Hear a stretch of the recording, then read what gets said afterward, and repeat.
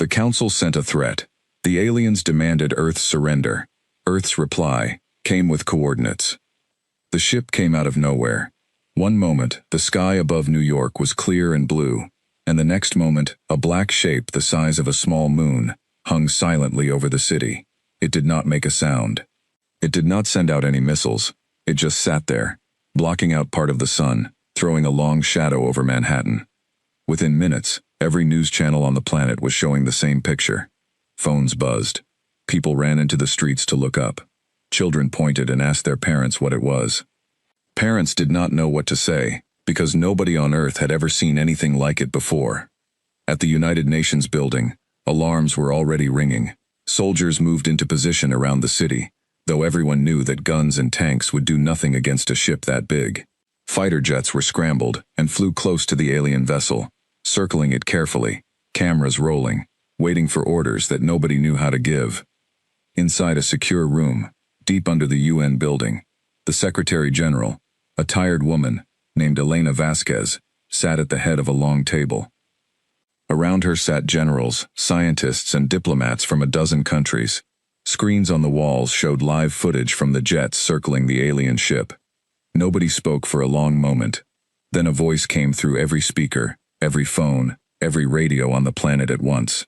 It was calm, deep, and strangely without emotion, as if a machine had learned to speak by copying a human voice, without understanding what feelings were. "People of Earth," the voice said, "we are the voice of the Interstellar Council. We have observed your species for many years. You are young, violent, and disorganized. The Council has decided that your world will be added to its territory. You will disarm your weapons, submit your resources for tribute, and accept a council governor to rule over your affairs. You have 3 days to answer. If you refuse, or if you do not answer, this world will be cleansed and repopulated with a species more suited to obedience." The room went silent. Then it exploded into noise. Everyone began talking at once, shouting questions, demanding answers from screens that had no answers to give. General Marcus Chen, a broad-shouldered man with gray hair and tired eyes, slammed his hand on the table. "Quiet," he shouted. The room fell silent again. "Shouting isn't going to help us. We need facts. What do we actually know about this council?" A young scientist named Dr. Priya Nair raised her hand. She worked at SETI, the program that had spent decades listening to the stars for any sign of alien life, mostly without success. Now she looked pale, her hands shaking slightly as she opened her laptop. "We know nothing," she admitted. "Not officially. But there have been signals, strange radio bursts. Some of my colleagues thought they were natural. Others thought they might be something else. Nobody took it seriously, because nobody wanted to believe it was real." "Well, it's real now," Chen said grimly. Elena Vasquez rubbed her temples. She had been Secretary General for only 2 years, and in that time she had dealt with wars, famines, and 100 small crises. Nothing had prepared her for this. "We need to know what they want, what they can do, and if there's any way to talk our way out of this." "There might not be a way to talk our way out," said another voice. This one belonged to Admiral Sarah Kim, the head of the newly formed Earth Defense Coalition, a joint military project that most people had assumed was just for show, a way to make politicians feel better after decades of half-hearted talk about space threats. Nobody had truly believed aliens were coming. Now the joke was over. That ship isn't here to talk. It's here to deliver an order. We need to think about what happens if we say no. "And what happens if we say yes?" asked a diplomat from India, his voice tight with anger. "We hand over our planet? Our children live as slaves to some empire we've never even heard of?" "Nobody said yes," was the answer, Kim replied. "I'm saying we need a plan either way." For the next several hours, the room worked without rest. Reports came in from around the world. The alien ship had not moved. It had not attacked. It seemed content to simply wait, as if 3 days was more than enough time, and it had nothing to worry about. That confidence bothered General Chen more than any show of force would have. An enemy that attacks is afraid of something. An enemy that waits patiently believes it has already won. Dr. Nair worked with a team of engineers to try to scan the ship using every instrument available, from radar to old radio telescopes repurposed for the task. What they found was troubling. The ship's outer hull was made of a material that did not match anything in their databases. Its engines, when they occasionally flared for what seemed like minor adjustments, showed energy readings that made every physicist in the room go quiet. Whatever technology built that ship was far beyond anything humans could build, perhaps by centuries, perhaps by more. If they wanted to destroy us right now, Nair said quietly during a briefing, I don't think we could stop them, not with anything we have. Nobody argued with her. Nobody could. While the leaders argued in New York, ordinary people across the world tried to make sense of what was happening. In small towns and huge cities alike, families gathered around televisions, watching the same footage over and over, the giant black shape hanging silently above Manhattan. Some people prayed. Some people packed their cars and tried to drive as far from any city as they could, though nobody could say if that would make any difference at all. Stores ran out of food within hours. Streets that were normally full of noise and traffic grew strangely quiet, as if the whole planet was holding its breath. In a small apartment in Lagos, a mother held her 2 children close and told them a story to help them sleep, though she herself did not sleep at all that night. In a fishing village in the Philippines, old men who had lived through wars and storms and every kind of hardship looked up at the sky and shook their heads, saying that whatever this was, humanity would find a way through it, because humanity always had. In a quiet farmhouse in Kansas, a retired soldier polished an old rifle that he knew would do nothing against a spaceship, but cleaning it gave him something to do with his shaking hands. Not everyone reacted the same way. In some places, panic turned to chaos. There were riots in a few major cities, as fear overcame reason. Governments struggled to keep order, torn between calming their people and preparing for something they did not understand. But even amid the fear, something else was happening. Something smaller and quieter, but just as real. Strangers helped strangers. Old arguments between neighbors were forgotten. People who had never spoken to each other before found themselves standing together, watching the sky, united by something bigger than any of their old disagreements. Meanwhile, deep inside military bases that few people knew existed, teams of scientists and engineers began pulling out old files, old prototypes, ideas that had been shelved because they were too expensive, too strange, or too far ahead of their time. A propulsion engineer in France dusted off blueprints for an engine design that had been rejected 20 years earlier for being impractical. A weapons researcher in Russia opened a locked cabinet containing a device that used principles nobody could fully explain, something recovered decades earlier from a source that had never been made public. A computer scientist in Japan began running old code through new machines, testing theories about faster communication that had been abandoned when funding dried up. None of these things were ready. None of them were proven. But all of them were suddenly, urgently, important. By the end of the first day, world leaders had gathered in emergency virtual sessions. The President of the United States, the leaders of China, Russia, the European Union, and dozens of other nations connected through secure channels. For once, old rivalries were set aside, at least for the moment, because the threat was no longer one country against another. It was every country against something that did not care about borders at all. "We cannot surrender," said the President of the United States, a stern woman named Diane Marsh, during one of these sessions. "Surrendering means slavery. It means the end of everything we've built. I don't care how powerful that ship is. Humanity has never been a species that gives up without a fight." "With respect, Madam President," said the Chinese premier through his translator, "fighting an enemy we cannot even see the full size of could mean the end of everything, whether we fight or not. We need more information before we make a decision that cannot be undone." It was a fair point, and everyone in the meeting knew it, but information was hard to come by. The alien ship gave no answers to hails. No response came when scientists tried to send messages back. It simply sat in the sky, waiting, like a great predator that had already decided its prey had nowhere to run. On the second day, something changed. A smaller craft detached from the main ship, gliding down through the atmosphere and landing gently in an open field just outside the UN headquarters in New York. It did not damage the grass. It did not make a sound as it landed. A door opened on its side, and a ramp extended down to the ground. Soldiers surrounded the field immediately, weapons raised, waiting for whatever would step out. What emerged was not what anyone expected. It was a single figure, tall and thin, wrapped in a robe made of a shimmering silver fabric. Its skin was pale gray, its eyes large and black, without visible pupils. It moved slowly, almost gracefully, as if it had all the time in the world, and no fear of the weapons pointed at it. It stopped at the bottom of the ramp and spoke, its voice carrying the same emotionless tone as the message from before, though this time it came from the creature's own mouth rather than through a speaker. "I am Ambassador Threll of the Council," it said. "I have come to receive your answer.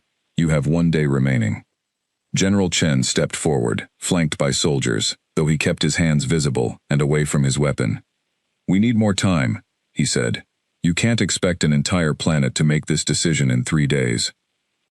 Threll tilted its head slightly, as if the request confused it. 3 days is generous. Most worlds are given none. The Council has studied your kind for decades. We understand your history of conflict, your short lives, your fragile bodies.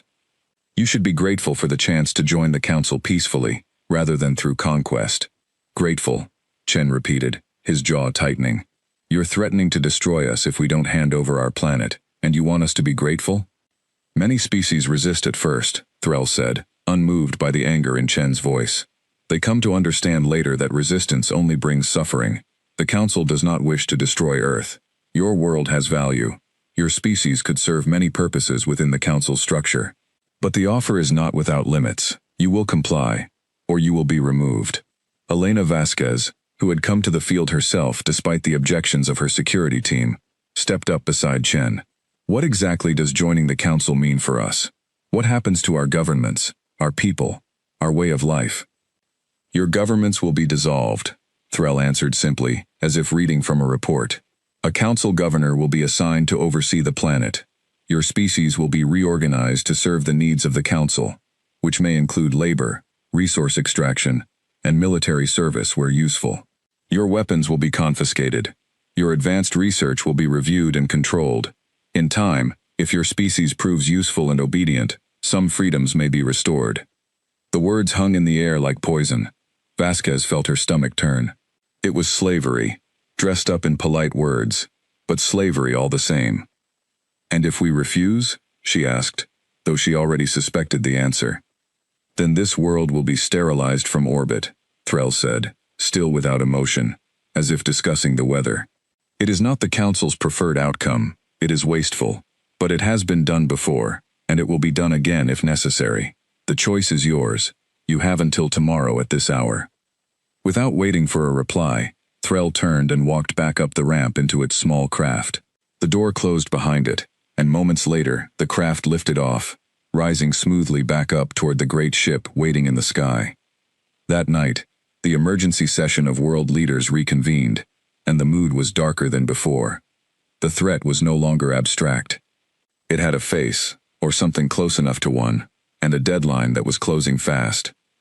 "We have some information now, at least," Dr. Nair said, standing before the gathered leaders with new data pulled together from the encounter. "The ambassador's ship gave off engine signatures we could study more closely during landing and takeoff. It's not as advanced as the main vessel. That tells us something. Not every piece of Council technology is equally overwhelming. There might be gaps we could use." "Gaps," General Chen said, leaning forward. "What kind of gaps?" "I don't know yet," Nair admitted. "But it means they're not perfect. It means somewhere in their empire, there might be technology closer to our level, or weaknesses we haven't found yet. We need more time to study this." "We don't have more time," Admiral Kim said. "We have until tomorrow." Silence fell over the room. Finally, President Marsh spoke, her voice steady, despite the fear that everyone could see in her eyes. "Let me be clear about something. I will not sign away the freedom of billions of people, because a talking alien in a robe told us to. Whatever happens tomorrow, we do not surrender." Murmurs of agreement spread through the room, cautious at first, then growing stronger. Leader after leader spoke up, some out of genuine courage, others because they knew that agreeing to surrender publicly, even if privately terrified, would be seen as weakness by their own people. But whatever the reason, a strange kind of unity was forming, one that the world had rarely seen before. "If we're not surrendering," General Chen said, "then we need every scrap of information, every weapon, every idea humanity has ever had about fighting something bigger than us. I want every military scientist, Every engineer, every physicist on this planet working around the clock. I don't care if the odds are 1 in a million. Humanity has beaten worse odds before. And if it's not enough? Someone asked quietly. Chen's face was grim, but there was something else there too, something that looked almost like determination sharpening into resolve. Then we go down fighting, and we make sure they remember exactly how expensive we were to conquer. The meeting stretched long into the night. Reports poured in from research centers across the globe, from secret military projects that had been kept quiet for decades, from private companies that had been quietly working on space technology far beyond what the public knew about. It turned out humanity had not been entirely idle in the years since the first strange radio signals had been detected.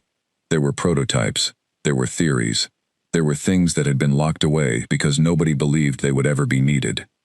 Admiral Kim brought forward a project that had been buried for almost 15 years, a joint effort between several nations that had quietly pooled resources after the first unexplained radio bursts were detected by SETI. The project had been called Ember, and its purpose had been simple on paper. Build something that could survive contact with a hostile power from beyond Earth, just in case. Most of the scientists who had worked on it had long since moved to other jobs, believing the whole thing had been a waste of time and money. Now, in the middle of the night, calls went out to bring them back. It's not a fleet, Kim admitted to the room. It's barely a handful of ships, and none of them have ever been tested in real combat. But it's something. It's more than nothing. Then it's a start, General Chen said. Get every one of those scientists back to work. Tonight. Dr. Nair, meanwhile, had been given a different task. She and her team spent hours poring over every scrap of data collected from Threll's shuttle and its brief time on the ground. They found something curious, fluctuations in the shuttle's engine output that suggested it relied on a kind of energy source that, while advanced, followed rules that human physics could at least partly explain. It was not magic. It was technology, built by minds that thought in ways not so different from human minds, just further along a similar path. If it's technology, Nair said to Chen during a quiet moment near dawn, then it can be studied. It can be understood. Maybe not today. But eventually. We might not have eventually, Chen replied. We might only have today. Nair nodded slowly. Then we make today count. Elena Vasquez sat through most of it in silence, listening, absorbing every piece of information. As the night wore on and the deadline crept closer, she found herself thinking not about weapons or strategies, but about the people out there in the world who had no idea what was coming, who were sleeping peacefully or lying awake in fear, waiting for someone to tell them everything would be all right. She did not know if everything would be all right, but she knew one thing for certain, a feeling that settled deep in her chest and would not leave her. Humanity would not go quietly. Whatever the Council thought it knew about this small, fragile, disorganized species, it was about to learn something new. As dawn broke over New York, the deadline arrived. The alien ship still hung silently in the sky, waiting for its answer. Inside the UN building, Elena Vasquez stood before a bank of cameras and microphones, ready to speak not just to her own people, but to the entire alien fleet listening above. She took a breath, steadied her voice, and began to speak the words that would change everything. To the Council, and to Ambassador Threll, she said, her voice carrying clearly across every channel humanity had. Earth has heard your demand, and Earth has an answer. She paused, glancing at the folder in her hands, the one General Chen had given her only minutes before, filled with numbers that had been calculated overnight by teams working without sleep, numbers that were not a surrender, numbers that were something else entirely. Here is our reply, she said. Not words, coordinates. And with that, a stream of data was transmitted upward, straight into the heart of the alien fleet, carrying with it a message that no one in the Council had expected, and one that would soon prove far more dangerous than anyone above Earth's sky could have imagined. Aboard the great Council ship hovering above New York, Ambassador Threll stood in a chamber filled with soft blue light, watching the data stream that had just arrived from the surface.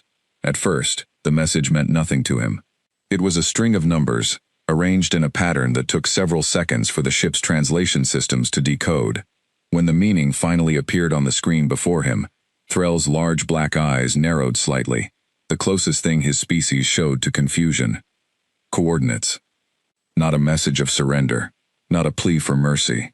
Coordinates, pointing to a location deep in unclaimed space, far beyond the edges of any territory the humans could possibly have mapped with their primitive instruments. Analysis, Threll said, addressing the ship's systems.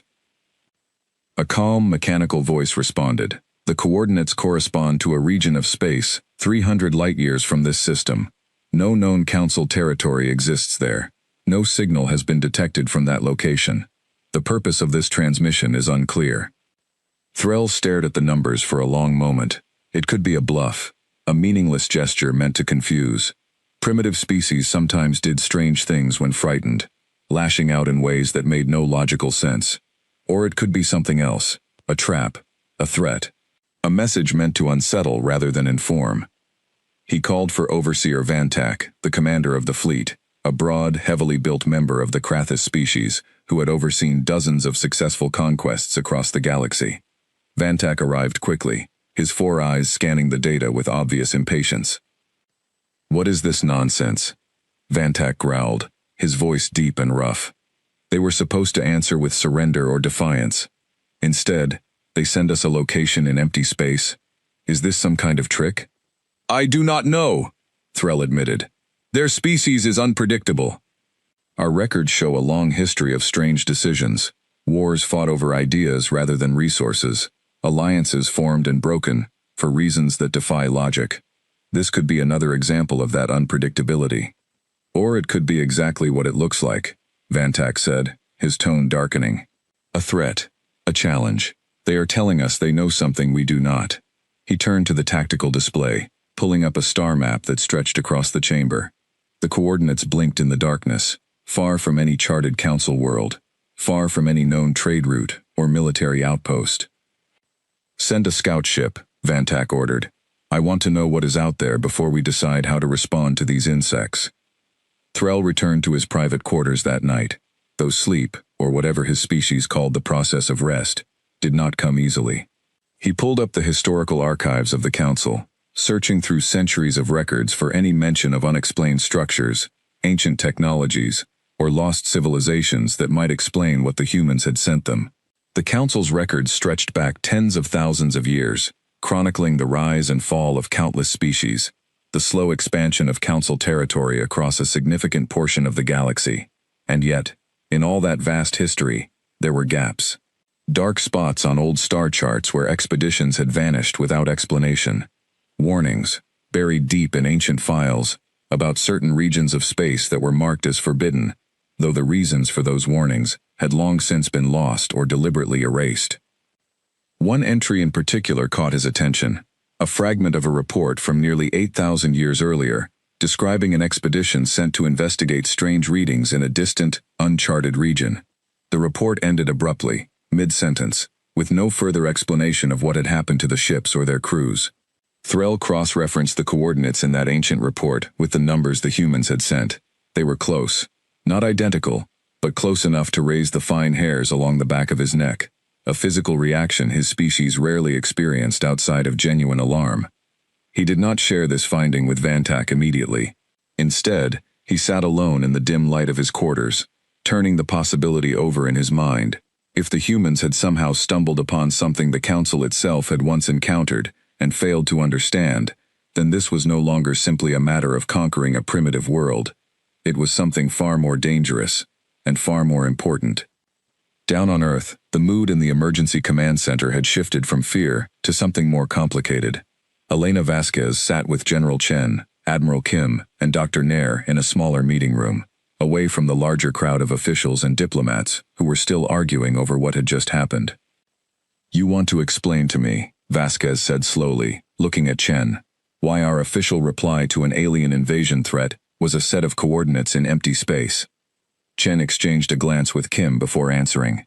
"Madam Secretary General, what I'm about to tell you has been classified for almost 11 years. Very few people outside this room know about it, and I'd like to keep it that way for now." Vasquez folded her hands on the table. "I'm listening."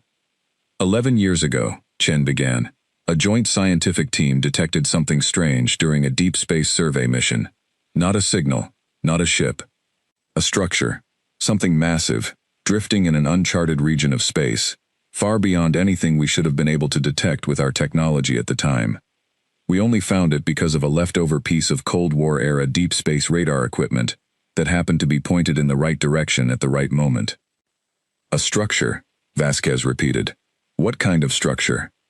We don't fully know, Kim admitted. It doesn't match anything in our understanding of physics. It's enormous, roughly the size of a small moon, though it doesn't behave like a natural object. It gives off no signals, no heat signatures beyond a baseline that suggests it's been inactive for a very long time. We sent 2 unmanned probes to study it over the years.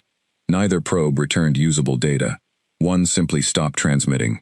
The other came back with its instruments completely wiped, as if something had erased everything it recorded. And you kept this secret, Vasquez said, her voice tight. Instead of telling the world? Because we didn't know what it meant, Chen said. We still don't, but my scientific advisors have a theory, and it's the only card we have left to play. We think that structure might be a weapon, or the remains of one. Something built by a civilization far older and far more advanced than the Council, or anything they represent. If we're right, and if the Council doesn't know it exists, then we've just told them we know something they don't, and that changes the balance of this conversation. Vasquez sat back in her chair, processing the enormity of what she had just heard. You've been sitting on the coordinates to an ancient alien superweapon for 11 years. We've been sitting on a mystery for 11 years, Chen corrected gently. We don't know for certain what it is. We don't know if it still works. We don't even know who built it, or why it was left where it was. All we know is that it's real, it's powerful enough to erase data from advanced probes without leaving a trace, and the Council clearly doesn't have a record of it, because if they did, this system would already be swarming with their ships trying to claim it. So your plan, Vasquez said slowly, is to bluff a civilization capable of destroying our entire planet by pointing them towards something we don't even understand ourselves. It's not exactly a bluff, Dr. Nair spoke up. We really don't know what's out there. But sending them the coordinates does 2 things. First, it tells them we have knowledge that they don't, which forces them to be more careful, more curious, and less quick to simply destroy us out of arrogance. Second, and more importantly, it buys us time. They won't attack a planet that might be sitting on information vital to their own survival, not until they understand what that information means. Vasquez was quiet for a long moment, staring at the table. Finally, she looked up. All right.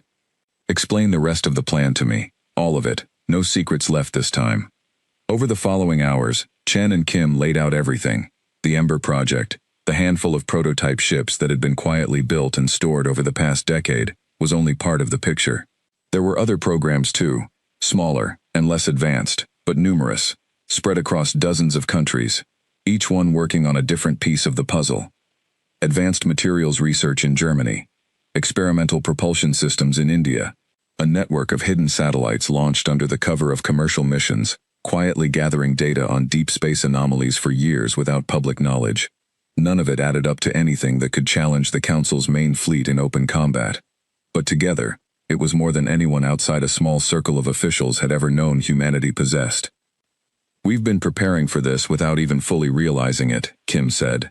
After the first strange signals were picked up years ago, a lot of us in the defense community started taking the possibility of contact seriously, even when the public didn't.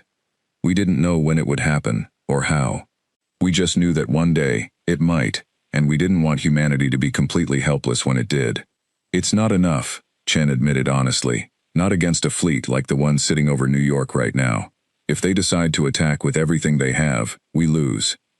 That's the truth, and I won't pretend otherwise. But the coordinates buy us time, and time is the one thing we desperately need. Vasquez nodded slowly, though her expression remained troubled. And if they send a ship to that location and find nothing, what happens then? Then we've bought ourselves a few days, maybe longer, while they investigate, Nair said. And during that time, we keep working, we keep building, we keep looking for anything else that might help us. It's not a perfect plan, but it's the only one we have. While the leaders debated in secret, the rest of the world tried to carry on, under an alien shadow that refused to leave the sky. Governments issued careful statements, telling their people that negotiations were ongoing, and that there was no immediate danger, though few people fully believed it. Schools closed in many cities. Airports slowed to a crawl as nervous travelers canceled flights. Yet life, in its stubborn way, continued. Farmers still went out to their fields. Doctors still worked their shifts in hospitals. Parents still tucked their children into bed at night, offering comfort they themselves did not fully feel. In Tokyo, a group of retired engineers, who had once worked on Japan's space program, gathered in an old workshop that had not been used in years, dusting off equipment and blueprints, determined to offer whatever help they could to the new international effort. In Nairobi, university students organized volunteer teams to support the growing network of scientists now working around the clock, running errands, managing data, doing whatever small tasks needed doing. In Brazil, a famous musician canceled her tour and instead began broadcasting nightly messages of calm and unity to a nervous public, her voice becoming an unexpected source of comfort across the country. It was a strange kind of unity, born out of fear, but growing into something sturdier. For the first time in living memory, the entire human species faced something so far beyond its normal quarrels and divisions that many of those old divisions simply stopped mattering, at least for now. Old enemies spoke to each other with unusual civility.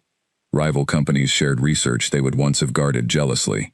It would not last forever, most people knew that much, but for these strange, frightening days, humanity stood closer to being one people than it perhaps ever had before. Back in the command center, Chen received word that the first of the Ember prototypes had been moved from its hidden storage facility beneath the Rocky Mountains and was undergoing final system checks.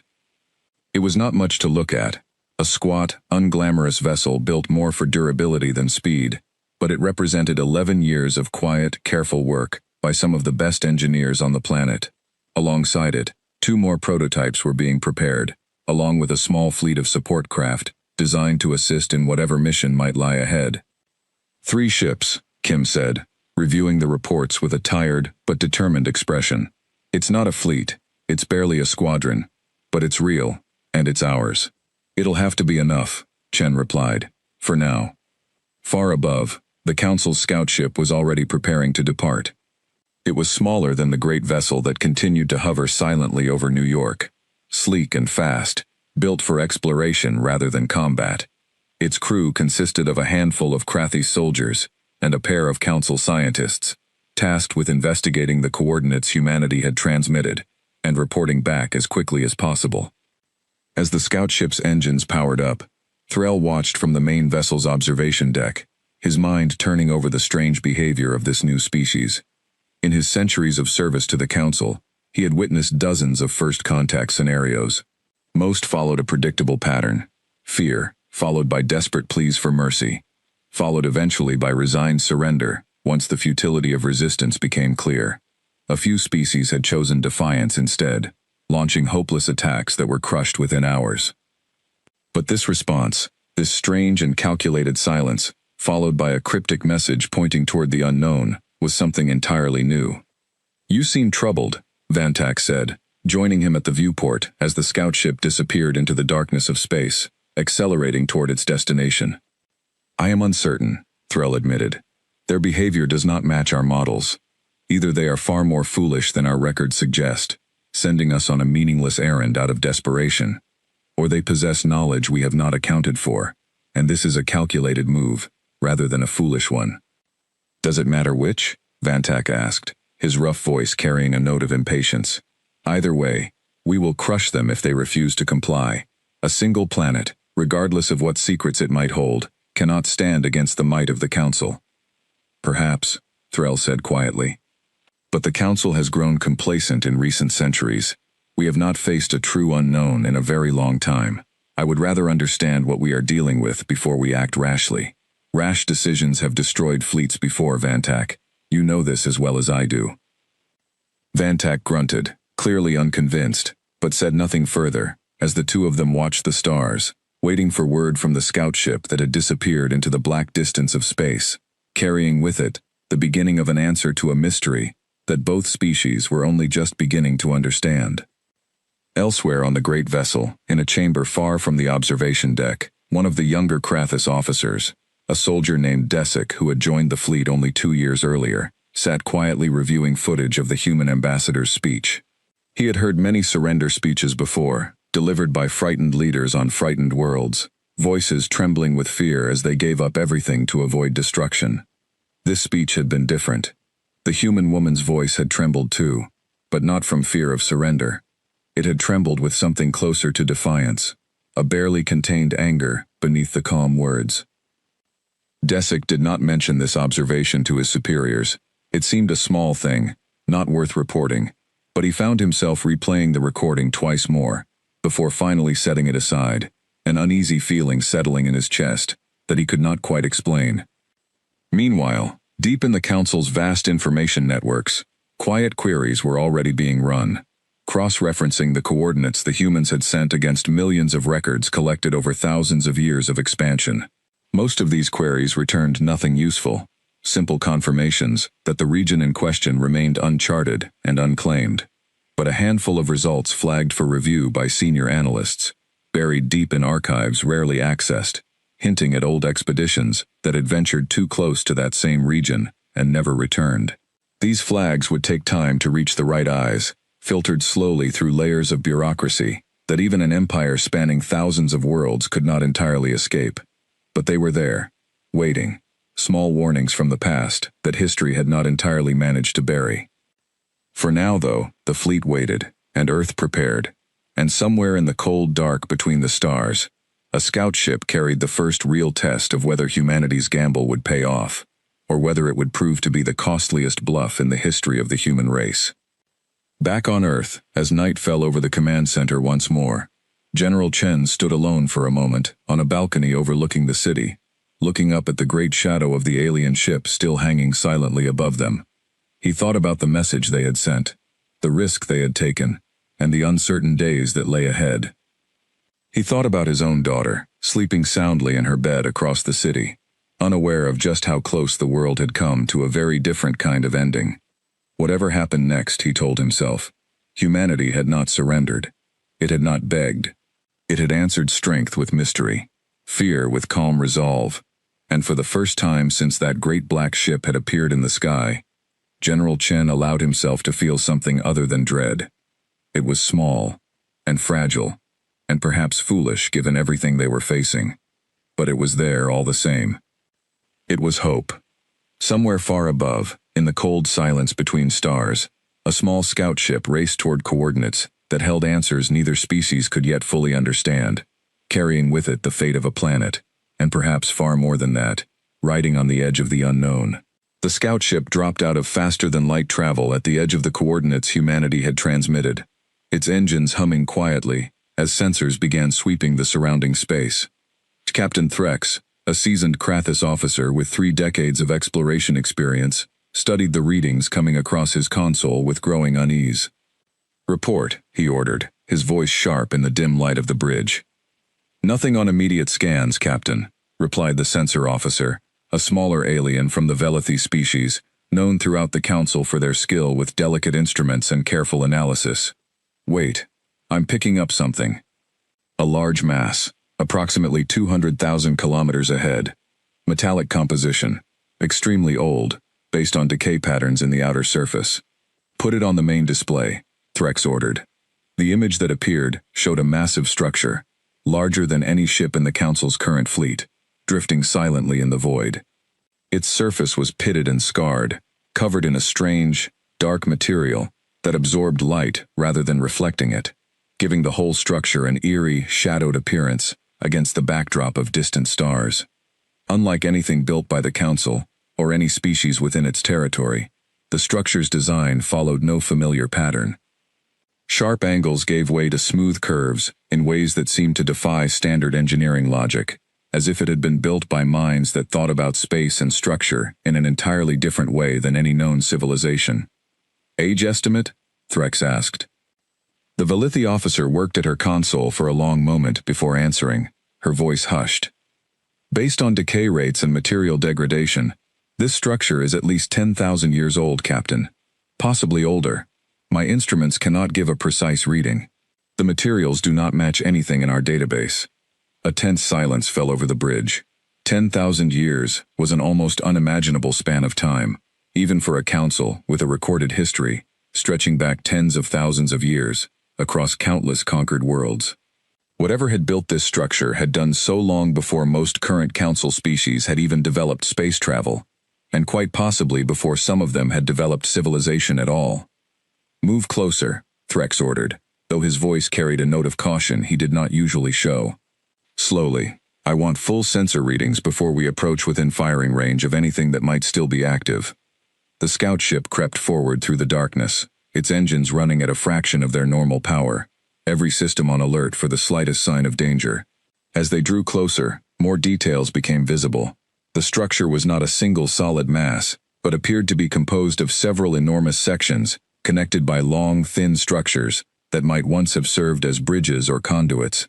Some sections showed clear signs of damage, great gashes and craters that suggested some kind of catastrophic event in the distant past, perhaps an attack, perhaps something else entirely. "Captain," the Velithi officer said suddenly, her voice tight, "I'm detecting a very faint energy signature from the central section. It's weak, almost undetectable, but it's there. Something inside that structure is still active." Threx felt a chill run through him, an old instinct honed over decades of exploring dangerous, uncharted regions of space. "Identify the nature of the signature." "Unknown, Captain. It doesn't match any weapon system or power source in our records. It's patient, steady, like something waiting, rather than something functioning normally." "Waiting for what?" Threx muttered, more to himself than to anyone else on the bridge. Before anyone could answer, alarms began blaring across the ship. The Velithi officer's hands flew across her console, eyes widening as new data streamed in. "Captain, the energy signature just changed. It's growing stronger. Whatever it is, our presence appears to have triggered some kind of response." "Pull back," Threx ordered immediately. "Full reverse, maximum speed." The scout ship's engines roared to life, pushing the vessel backward as quickly as its systems allowed. But it was already too late.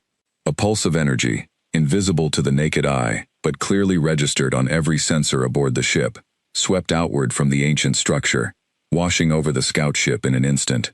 Every screen on the bridge flickered and went dark for a heart-stopping moment before slowly flickering back to life, systems rebooting themselves one by one. "Status report," Threx demanded, his voice tight with barely controlled alarm. "All systems functioning, Captain," the Velithi officer said, relief evident in her voice as she scanned the readouts. "Some minor damage to secondary systems, but nothing critical. The pulse appears to have been some kind of scan, rather than an attack. We are still intact." Threx let out a breath he hadn't realized he was holding. A scan. It was studying us. "That would be my assessment as well, Captain," the officer replied.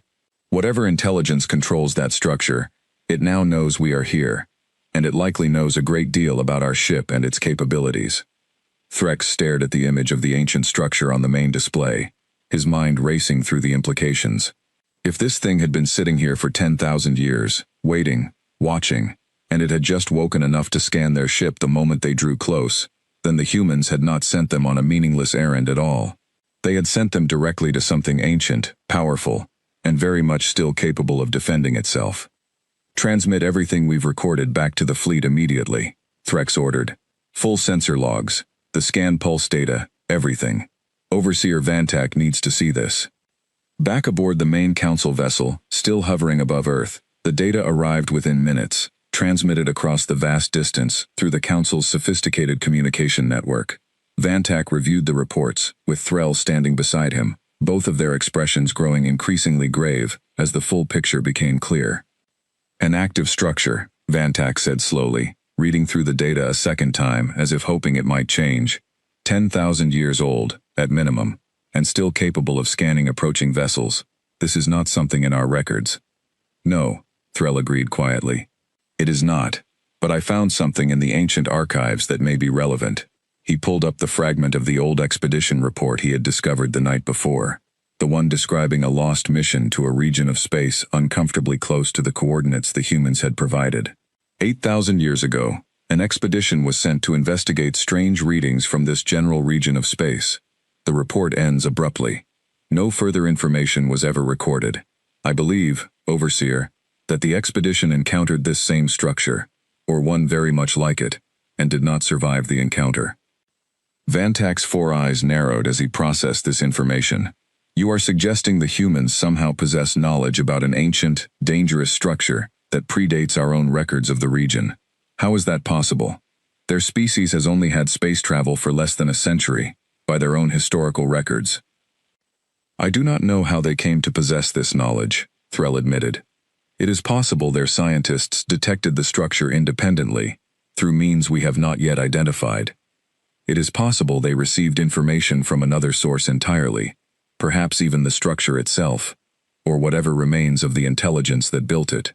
What matters now is that this changes our understanding of the situation considerably. This is no longer a simple matter of a primitive world refusing to submit to council authority. Vantak was silent for a long moment, staring at the tactical display showing the scout ship's position relative to the ancient structure. Finally, he spoke, his voice heavy with the weight of a difficult decision. Recall the scout ship. I want it back within our defensive perimeter before we make any further decisions. And I want a full council session convened, here, aboard this vessel. Every senior officer needs to understand what we are potentially dealing with. As the scout ship began its careful retreat from the ancient structure, its sensors continued to record everything they could, capturing every detail of the strange, ancient vessel drifting silently in the dark. Captain Threx watched the readings with a growing sense that they had stumbled onto something far larger than a simple first contact mission, something that might reshape the Council's understanding of its own history and its place among the stars. While the Council debated far above, life on the ancient structure's edge of the galaxy continued in silence, undisturbed by the small drama unfolding around it. But its brief moment of activity had not gone entirely unnoticed by other watchers. Deep within the structure, in chambers no living being had entered in thousands of years, systems that had lain dormant for millennia stirred faintly, registering the presence of the scout ship, cataloging its energy signature, its design, its point of origin. Whatever intelligence remained within that ancient hull, whether mechanical or something else entirely, filed the encounter away and returned to its long, patient sleep, waiting for something that only it seemed to understand. Back on the Council's scout ship, now retreating at a safer distance, the crew worked to stabilize the last of their damaged systems. Captain Threx reviewed the sensor logs one final time before the ship prepared to make the jump back toward the fleet. Something about the encounter nagged at him, a detail he could not quite place. He replayed the moment of the scan pulse over and over, studying the pattern of energy that had washed over his ship. "Lieutenant," he said to the Velithi officer, "run a comparison between the energy pattern of that pulse and anything in our records of ancient, pre-council technology. Anything at all, even fragments." She worked quietly for several minutes before her eyes widened slightly. "Captain, I found a partial match. It's faint, and the sample size is limited, but there's a resonant similarity to a technology classification buried deep in our oldest archives, labeled only as precursor. The files themselves were sealed centuries ago, accessible only to the highest levels of council leadership." Threx frowned, turning the word over in his mind. Precursor. It was not a term used lightly within the council's records, reserved for the handful of confirmed instances where evidence had been found of a civilization, or civilizations, that had existed long before any current council species had achieved space travel, entities whose fate remained a mystery, even to the Council's most senior historians. If this structure truly belonged to something from that distant, half-forgotten era, then its presence here, so close to a system the Council had only just discovered, was no coincidence at all. "Include that finding in your report to Overseer Vantak," Threx said quietly. "Mark it as high priority. He needs to know exactly what kind of shadow we may be standing in." Down on Earth, word of the scout ship's encounter reached the human command center through channels that few people fully understood. Dr. Nair's team had managed to establish a limited ability to intercept and decode fragments of council communications, using techniques developed from decades of signal intelligence work, combined with new insights gained from studying the alien technology they had observed so far. It was crude, incomplete, and often produced more questions than answers, but it was enough to give them a rough picture of what had happened. "They found something," Nair reported to Chen and Vasquez, her voice carrying a mixture of excitement and apprehension. "Something big. An old structure, active enough to scan their scout ship. They're pulling back, calling for a larger meeting aboard their main vessel. Do we know what the structure actually is? Vasquez asked. No, Nair admitted.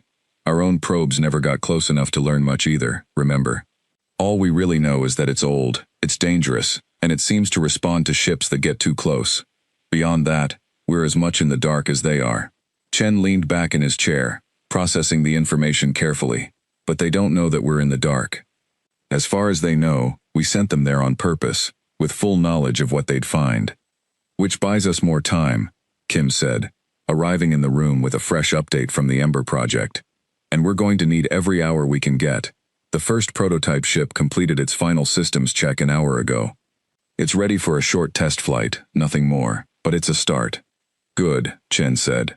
Keep pushing. Whatever conversation is happening on that alien ship right now, I have a feeling it's buying us exactly the kind of breathing room we were hoping for. Aboard the council vessel, the emergency session convened within the hour, filling a large circular chamber with representatives from every branch of the fleet's command structure. Vantak stood at the center, presenting the scout ship's findings to a room filled with tense, uncertain faces. The question before us, Vantak said, once the reports had been fully shared, is how to proceed. Do we treat this ancient structure as an immediate threat to be avoided, and continue with our original plan to subjugate this world? Or do we treat it as a discovery of immense potential value, one that may require us to reconsider our approach to the humans entirely? A senior tactical officer, a hulking member of the Gorath species, known for their aggressive approach to military strategy, rose to speak. Overseer, with respect, I see no reason to change our plans. The structure is old, and likely inactive beyond basic defensive scans. We destroy the human world as planned, then send a proper research fleet to study the structure at our leisure, once we understand more about what triggered its response. And if the structure considers an attack on this system, or further approach toward its location, to be a hostile act, Threll interjected calmly. We do not know what that thing is capable of. A single scan pulse disabled several systems on a fully operational scout ship for nearly a full minute. We do not know its offensive capabilities, only that it possesses some. Rushing forward with an attack on Earth while an unknown ancient power sits nearby, one that the humans may have some connection to, however small, seems needlessly reckless. The debate continued for some time. Opinions divided sharply between those who favored caution and those who saw any delay as a sign of weakness unbecoming of the Council's usual approach to conquest. Vantak listened to it all in silence, weighing the arguments carefully, until finally he raised a hand for quiet. We will not attack Earth immediately, he announced, and though several officers shifted uncomfortably at the decision, none dared openly challenge it. Instead, we will send a formal request for clarification to the human leadership.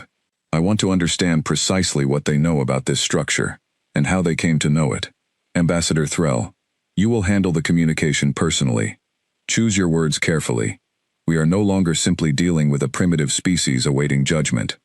We may be dealing with something that has stumbled into knowledge far beyond its apparent development, and I intend to understand exactly what that knowledge is before this fleet takes any further action. Threll bowed his head slightly in acknowledgement, already turning the problem over in his mind. Down on the surface of Earth, the humans were no doubt watching, waiting, wondering what would come next. He intended to find out exactly how much they truly knew, and how much of their bold gesture had been nothing more than a desperate, well-timed guess. As the meeting dispersed and the great vessel continued its silent vigil above New York, the balance of power between two very different worlds had shifted, however slightly. Earth had bought itself time. Now it remained to be seen whether that time would be enough. In the human command center, that same feeling of borrowed time hung heavy in the air. General Chen stood before a large screen, showing a simplified model of the solar system. The alien fleet's position marked in red above Earth. The unknown structure marked far beyond, out past the edge of what any human instrument had ever properly charted. He studied it for a long while, before turning to the room. They're going to ask us questions, he said. Questions about that structure, about what we know. We need to decide, right now, how much we're going to tell them, and how much we're going to let them believe we know, whether it's true or not. We can't lie about something that big forever, Vasquez said. Eventually they'll figure out we're bluffing, At least partly. Then we don't lie, Nair suggested. Not exactly. We tell them the truth, carefully. That we detected something anomalous years ago, that we don't fully understand it, but that we believe it to be dangerous and significant. That much is true. We just don't have to tell them how little we actually know about what it does or why. Chen nodded slowly. Vague honesty. Keep them curious. Keep them cautious. Without giving them anything solid enough to act on. It's not much of a strategy, but it's what we've got. Admiral Kim, standing near the door, allowed herself a small, tired smile. It's already worked once. Let's see if it can work twice. Outside, the sun was rising over the city once more. The third dawn since the great ship had first appeared in the sky. Life continued below, fragile and uncertain, but not yet broken. And far above, in the quiet dark between the stars, two very different civilizations continued to circle each other carefully, each trying to understand exactly what the other truly knew, and exactly how much danger, or opportunity, lay hidden in the empty space between them. Ambassador Threll's shuttle landed once more, in the same open field outside the UN building, though this time it was met with a different atmosphere entirely. The soldiers still stood guard, weapons still ready, but the initial shock and terror of the first landing had given way to something steadier, a wary determination that had settled over the humans present. Elena Vasquez stood waiting at the base of the ramp, flanked by General Chen and Admiral Kim, her posture calm despite the pounding of her heart. Threll descended the ramp slowly, his large black eyes studying the humans gathered before him with renewed interest. Secretary General Vasquez, he said, his voice carrying the same measured tone as before, though something in it seemed subtly different, less certain than their first encounter. The Council requires clarification regarding the transmission your world sent in response to our demand for surrender. We're happy to discuss it, Vasquez replied, keeping her voice level.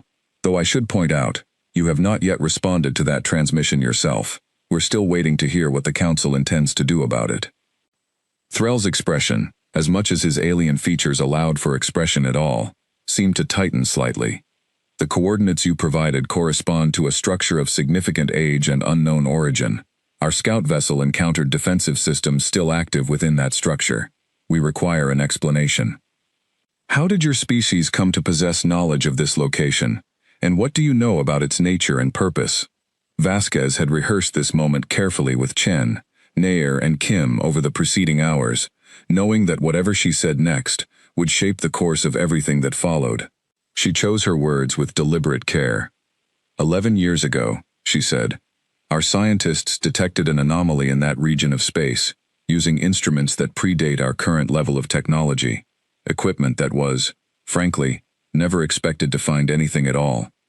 We sent unmanned probes to investigate. Both probes failed to return usable data.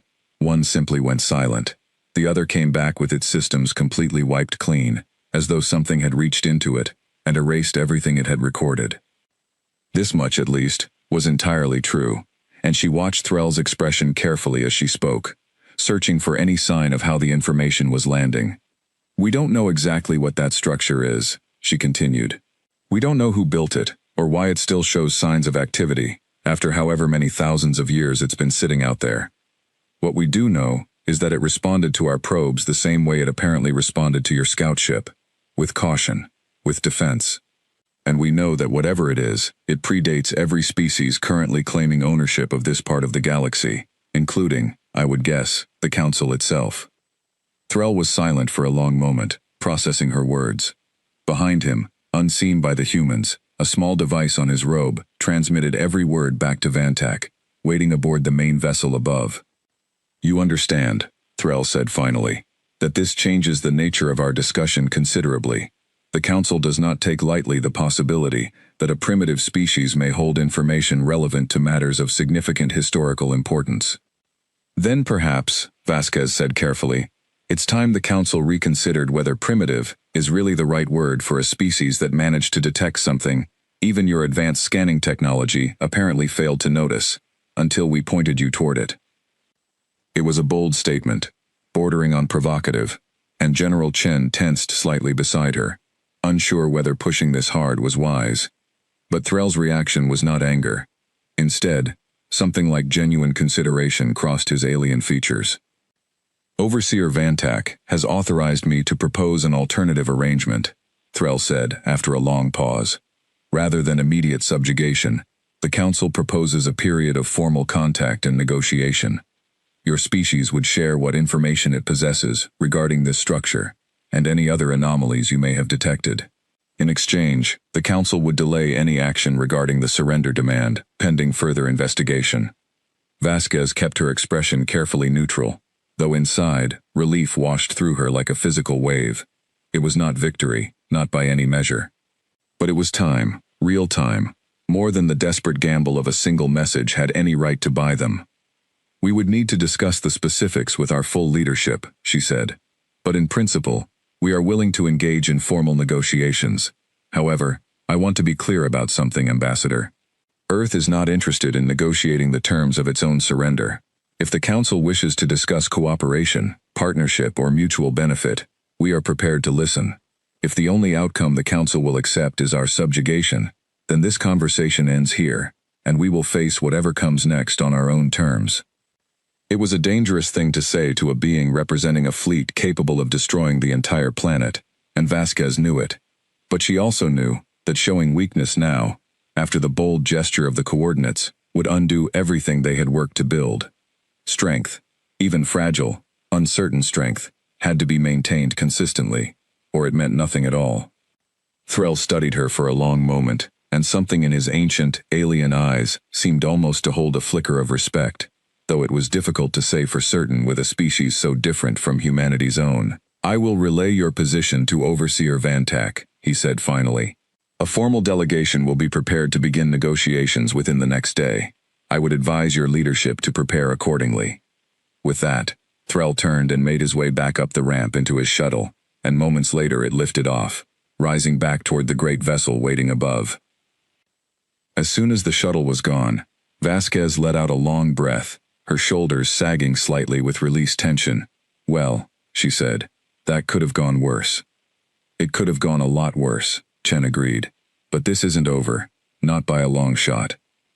We've bought time, but eventually they're going to want more than vague answers about an ancient structure we barely understand ourselves. We need to use whatever time we've got to actually understand what we're dealing with, both with that structure and with the Council itself. Word of the proposed negotiations spread quickly through the halls of power around the world, and reactions were far from unanimous. In a private call with President Marsh shortly after Vasquez's meeting with Threll, several world leaders expressed sharp concern about the path being taken. You told an alien race that we would not negotiate our own surrender, the Russian president said bluntly during the call, his voice tinged with disbelief. Do you understand the risk you took? They could have ended the conversation right there. They could have ended us. They didn't, Vasquez replied evenly. Because they need something from us now. Information. That gives us leverage we didn't have 3 days ago, and I wasn't going to throw it away by sounding desperate. Leverage is a dangerous thing to lean on against a fleet that could glass this planet in an afternoon, the German chancellor added, though her tone carried more weariness than anger. What happens when they decide they've learned enough from us and no longer need to be patient? Then we keep giving them reasons to stay patient, Chen said, joining the conversation. That's the whole game right now. Every day we buy is another day the Ember Project gets stronger. Another day we understand a little more about that structure. Another day the Council spends more time arguing amongst themselves about what to do with us instead of simply pulling the trigger. It's not a perfect strategy, but right now, it's the only one keeping this planet alive. Not everyone was convinced, and the call ended with several leaders still visibly uneasy about the direction things had taken. But no alternative plan was offered, because there simply wasn't one. Humanity's options had narrowed down to this single, fragile thread of possibility, and for better or worse, the world's fate now rested on how well that thread could be woven into something stronger. Over the following hours, as news of the impending negotiations spread through official channels, the world held its breath once more, this time with a cautious flicker of something like hope mixed in with the fear. It was not a promise of safety, not yet, but it was something, a pause, a chance to think, to plan, to prepare. Inside the hidden research facility beneath the Rocky Mountains, the Ember Project continued its urgent work. The first prototype ship, now designated Vanguard 1, completed a successful short test flight, its experimental engines performing beyond even the most optimistic projections of the engineers who had built it. It was not fast enough to outrun a Council warship, not powerful enough to challenge one in open combat, but it worked. And after 11 years of quiet, uncertain development, that alone felt like a victory worth celebrating, however briefly. Dr. Nair, meanwhile, had turned her attention fully toward understanding the strange structure that had become the center of everything. Working with a small international team of physicists and engineers, she pored over every piece of data collected from the 2 failed probes years earlier, searching for any detail that might have been overlooked in the initial analysis. It was slow, painstaking work, made more urgent by the knowledge that the Council's own scientists, far more advanced than anything Earth possessed, would likely be doing the same thing, and might reach useful conclusions far faster than any human team could manage. "There's something here," Nair said late one night, calling Chen and Kim into her lab with barely contained excitement in her voice. She pulled up a set of readings on the main screen, comparing data from both failed probes side by side. "Look at this." Both probes recorded a very brief burst of unusual radiation just before they lost function. It's faint, almost buried in the noise, but it's consistent between both readings. And it matches, at least partially, a pattern we've started picking up in some of the intercepted Council communications about the structure. "What does it mean?" Kim asked. "I think," Nair said carefully, "that structure isn't just a dead relic. I think something inside it is still, in some limited way, aware. Not fully active, not functioning the way it might have once, thousands of years ago, but aware enough to notice things approaching it, and to respond, even if that response is just enough to disable nearby instruments, rather than destroy them outright." "Aware," Chen repeated slowly. "You're saying there might still be some kind of intelligence in there, after all this time?" "It's possible," Nair said. "I can't prove it yet, but if I'm right, it changes everything. It means that structure isn't just a mystery to be studied. It might be something we could, eventually, communicate with." The implications of that possibility hung heavy in the room. If Earth could establish contact with whatever ancient intelligence lay dormant within that structure, before the Council managed to do the same, it could shift the entire balance of power in ways nobody could fully predict. It was a long shot, built on fragile, uncertain evidence, but in a situation where every advantage mattered, it was an idea too important to ignore. "Keep working on it," Chen said, quietly. "I don't want this getting out to anyone outside this room until we know more. If the Council learns we're trying to make contact with that thing before they do, it could change how they see us entirely, and not necessarily for the better." Nair nodded, already turning back to her screens, her mind racing with new questions and new possibilities. For years, she had dedicated her career to searching the stars for any sign of intelligence beyond Earth, often facing doubt and quiet mockery from colleagues who considered the search a waste of time and funding. Now she stood at the edge of the greatest discovery in human history, working under the shadow of an alien fleet that could end everything at any moment. And yet she found herself feeling something unexpected amid the fear and pressure, a sense of purpose, sharp and clear, unlike anything she had felt before. Meanwhile, aboard the Council's main vessel, preparations for the formal negotiation delegation moved forward, with a mixture of caution and simmering disagreement among the fleet's senior officers. Not everyone shared Vantak's newfound willingness to delay the original plan for conquest. The Gorath tactical officer, who had argued for immediate action during the earlier meeting, continued to push for a more aggressive approach in private conversations, gathering support from a faction of officers who saw any delay as dangerous weakness that could embolden other worlds within Council territory to resist future demands. "We cannot allow a single primitive world to dictate the terms of our engagement," the Gorath officer argued during a private meeting with several like-minded commanders. "If word spreads that the Council delayed conquest because of a bluff involving an old, broken structure, other worlds may believe resistance is a viable strategy. This sets a dangerous precedent." "And if it is not a bluff," Threll countered, having been informed of the meeting and choosing to attend uninvited, his presence a clear reminder that Vantak's authority still held firm command over the fleet's actions. "If we destroy this world in haste and later discover that structure holds knowledge or power that could have benefited the Council immensely, the cost of that mistake would far outweigh any perceived weakness from a brief delay." The Gorath officer's expression darkened, but he said nothing further in Threll's presence, though the tension in the room remained thick and unresolved. It was clear that not everyone aboard the Council fleet agreed with the current cautious approach, and Threll made a mental note to inform Vantak of the growing dissent before it had the chance to grow into something more dangerous. As the appointed hour for the negotiation delegation approached, both sides prepared carefully for what would come next. On Earth, teams of diplomats, scientists, and military advisors worked together to craft a strategy that balanced firmness with genuine willingness to cooperate, hoping to find some path forward that did not end in either surrender or destruction. Aboard the Council vessel, Vantak reviewed intelligence reports one final time, weighing the risks of continued patience against the pressure building from factions within his own fleet, who grew increasingly restless with each passing hour of delay. Neither side fully trusted the other. Neither side fully understood the other. But for the first time since the great ship had first appeared in Earth's sky, something resembling genuine dialogue was about to begin, built on a foundation as fragile and uncertain as the ancient structure that had made it possible in the first place. Late that night, Admiral Kim made a quiet visit to the underground hangar housing Vanguard 1, the first Ember prototype. She stood beneath its hull for a long while, looking up at the vessel that represented over a decade of secret hope, built by people who had never known if their work would ever matter.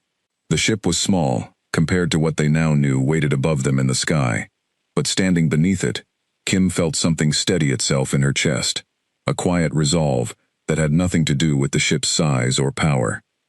"We're not ready," said the lead engineer, a quiet man named Tomas Alvarez who had spent 11 years of his life on this project, without ever being sure it would see the light of day. "Not for a real fight. Everyone here knows that." "I know," Kim said. "But we're not nothing either. Not anymore. Keep going. Whatever the negotiations bring, I want 3 more ships ready within the month, and I want your team looking at whatever data Dr. Nair pulls from that structure. If there's a way to make what we have stronger, faster, I want it found." Alvarez nodded, and Kim left him to his work, walking back through the quiet corridors of the underground facility, past rooms filled with tired but determined people, who had spent years preparing for a moment they never truly expected to arrive. Now that moment was here, and there was no turning back from it.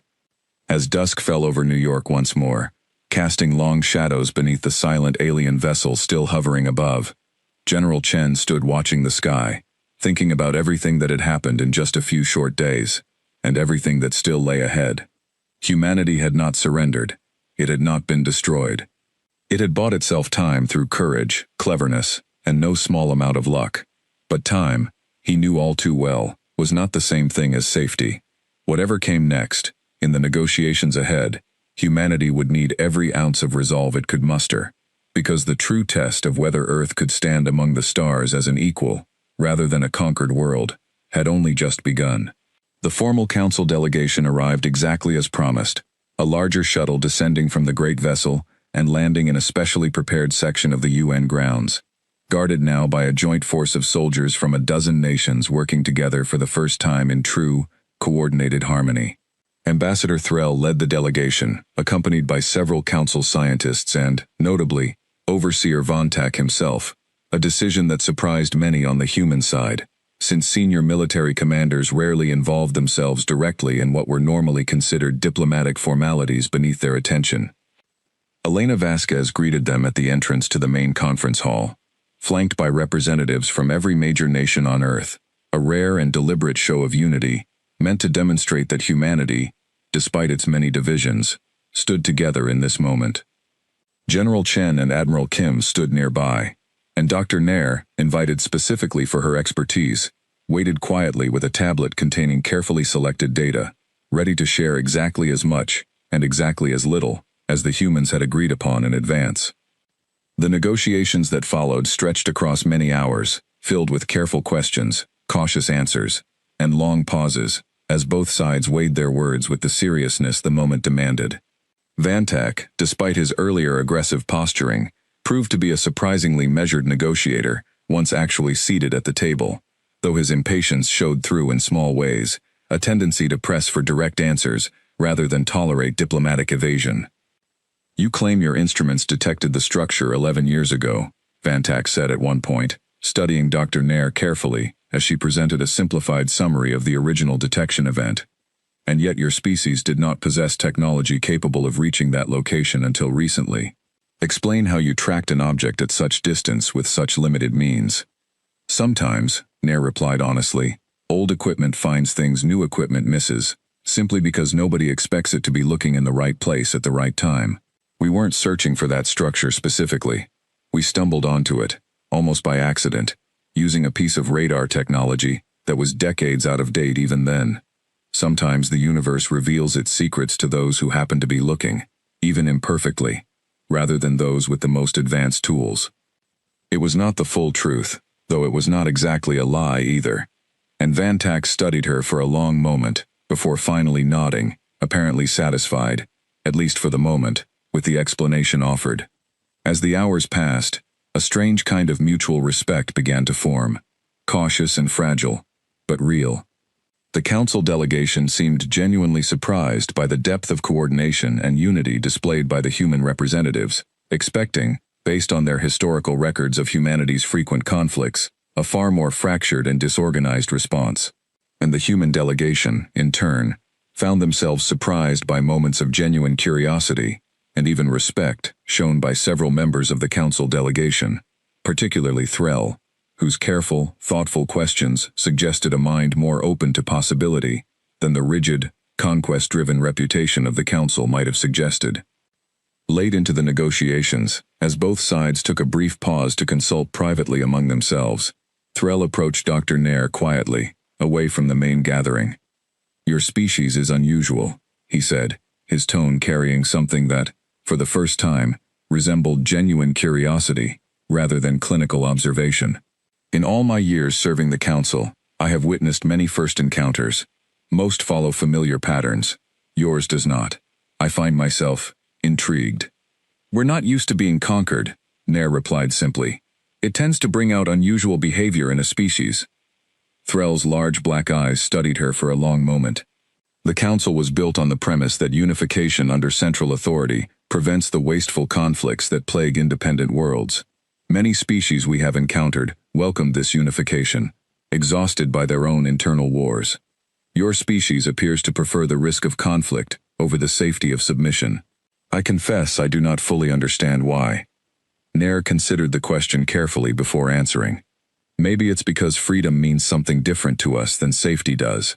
We've made a lot of mistakes throughout our history, plenty of wars, plenty of suffering we brought on ourselves. But every time we've faced something bigger than us, whether it was disease, disaster, or just our own worst instincts, we found a way through it by working together, not by being told what to do by something more powerful than us. I think that's worth protecting, even at real cost.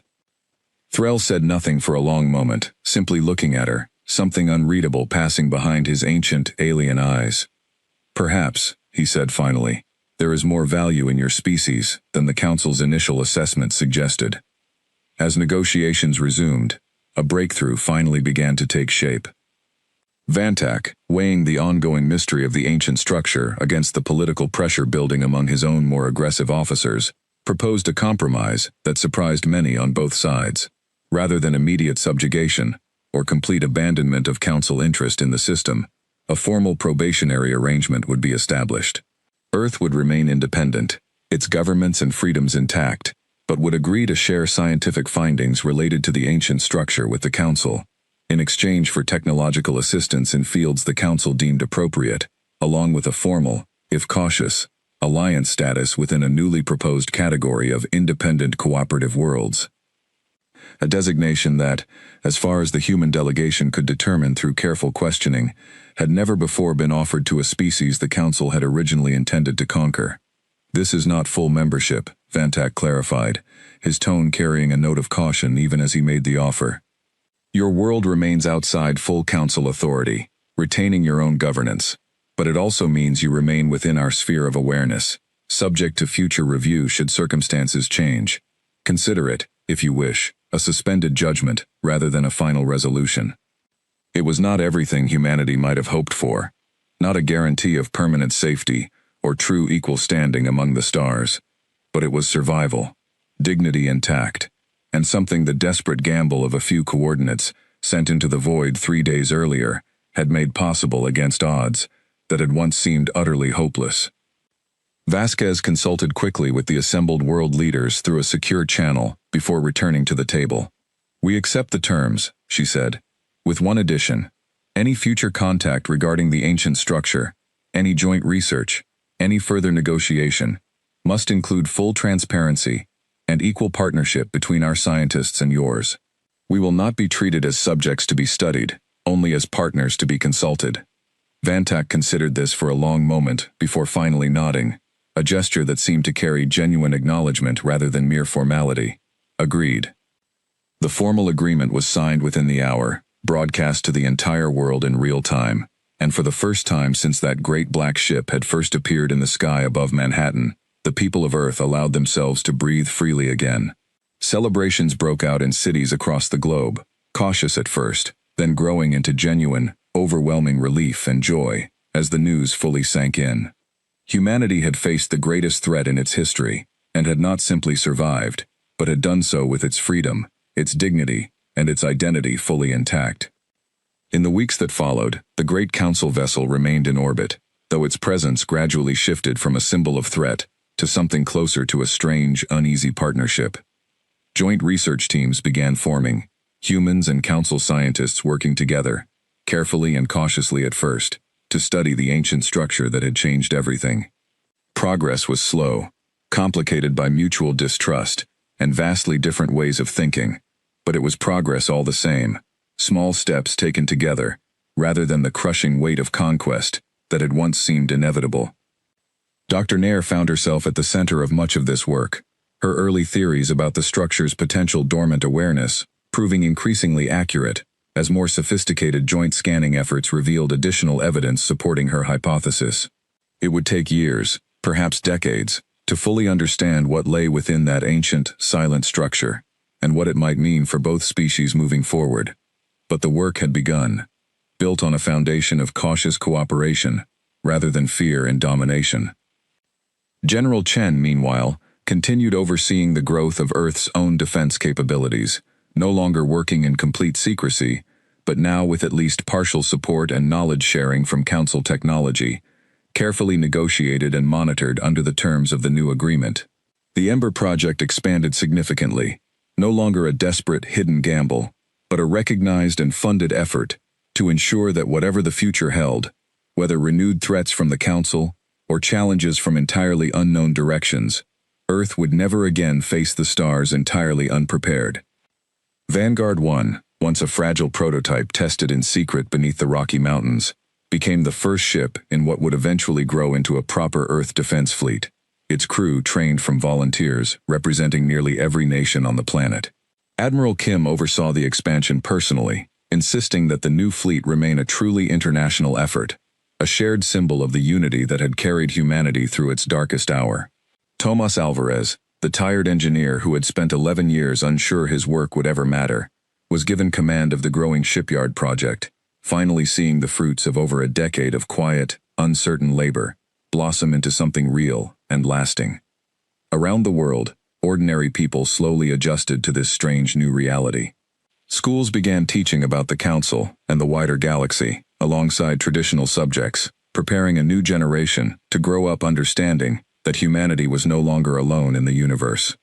Museums, filled with exhibits about the crisis, the coordinates, and the tense days when the fate of the entire species had hung in the balance. Songs were written, movies made, books published, all trying in their own way to capture what it had felt like to live through those uncertain days when a giant ship first appeared in the sky, and nobody knew if humanity would see another sunrise as a free species. In Lagos, the mother who had held her children close that first terrifying night now watched them play in a park beneath a sky that no longer felt quite so frightening, though she still glanced upward sometimes, remembering. In the Philippines, the old fishermen who had promised humanity would find a way through nodded to each other with quiet satisfaction whenever the news mentioned the ongoing joint research efforts, feeling, in some small way, vindicated. In Kansas, the retired soldier finally put away his old rifle, no longer feeling the same restless fear that had kept him awake polishing it through that first long night. Not everyone within the council remained satisfied with the arrangement. The Gorath tactical officer and his faction continued to push quietly for a more aggressive stance, arguing that the current agreement set a dangerous precedent that other worlds under council authority might attempt to exploit. Vantak, aware of this ongoing tension, worked carefully to manage the delicate political situation, understanding that the peace achieved with Earth remained fragile, dependent on continued careful diplomacy, rather than any guarantee of permanent goodwill. Threll, for his part, found himself assigned as the Council's permanent liaison to Earth, a role he approached with far more genuine curiosity and interest than his original mission of delivering an ultimatum had ever inspired. He spent considerable time studying human history, art, and culture, developing a deeper understanding of the species whose stubborn defiance had so thoroughly upended his expectations. In quiet moments, he found himself wondering how many other species across the vast expanse of the galaxy might have been dismissed too quickly by the Council's rigid categorizations, judged as primitive or insignificant without truly being understood. Elena Vasquez, exhausted but resolute, continued her work as Secretary General, now navigating an entirely new chapter of human history, unlike anything her predecessors had ever faced. The unity that had emerged during those tense, uncertain days did not entirely last, old rivalries and disagreements gradually reasserting themselves as the immediate threat faded into a more distant, managed relationship. But something had changed permanently in the world's collective understanding of itself. Humanity had faced an existential threat from beyond the stars, and had not simply survived through luck alone, but through courage, unity, and the willingness to take an enormous, uncertain risk when the alternative was simple, hopeless surrender. Late one evening, months after the initial crisis had passed, Vasquez stood once more on the same balcony where General Chen had once looked up at the alien ship with quiet dread. Now the ship remained in orbit still, though its presence had become almost routine, a strange new fixture in humanity's sky, rather than a symbol of impending doom. She thought about everything that had happened, the fear, the desperate gamble, the fragile hope that had somehow carried them through to something resembling a future worth having. She thought, too, about the ancient structure still drifting silently, far beyond the edge of the solar system, its true purpose and origin, still largely a mystery, even after months of careful joint study. Whatever ancient civilization had built it, whatever fate had befallen them so long ago, their legacy had become an unexpected bridge between two very different worlds, forcing both humanity and the Council to look beyond old assumptions and consider new possibilities. Dr. Nair joined her on the balcony, carrying 2 cups of coffee, offering one to Vasquez with a tired but genuine smile. "Any new findings today?" Vasquez asked. "A few," Nair said. "Small pieces. It's slow work, but we're making progress. I think eventually we're going to understand what that thing is, and maybe even why it's been waiting there so long." She paused, looking up at the stars beginning to appear in the darkening sky. "Sometimes I wonder if it was waiting for us specifically. Or if we just happened to be the ones who found it at the right moment." Vasquez considered the question for a long moment before answering. "Maybe it doesn't matter which. What matters is what we do with the chance we've been given." Below them, the city continued its evening routines, lights flickering on across the skyline, people going about their lives with a resilience that had carried humanity through every crisis it had ever faced. From ancient plagues, to devastating wars, to a moment when the entire fate of the species had hung on a single, desperate gesture sent into the vast darkness of space. The Council's great ship remained above, a quiet reminder of how close everything had come to a very different ending, and how much still remained uncertain in the strange new relationship now forming between Earth and the wider galaxy beyond. But for the first time in a very long while, Elena Vasquez found herself looking up at that ship, and at the stars beyond it, not with fear, but with something closer to curiosity, and even hope. Humanity had been threatened with destruction, and had answered not with surrender, but with defiance, cleverness, and an unshakable will to survive on its own terms. In doing so, it had earned something far more valuable than mere survival. It had earned respect, a seat, however cautious and uncertain, at a table far larger than anyone on Earth had ever imagined possible. The stars, once distant and silent, now felt closer than ever before, filled with mysteries yet to be uncovered, dangers yet to be faced, and possibilities yet to be explored. Whatever challenges lay ahead, Vasquez knew humanity would face them the same way it had faced this one, together, stubbornly, and unwilling to simply give up in the face of an uncertain future. And somewhere out in the vast darkness beyond the edge of the solar system, the ancient structure continued its long, silent watch, its true secrets still waiting patiently to be discovered, a reminder that the universe held far more mysteries than any single species, however advanced, could ever fully claim to understand.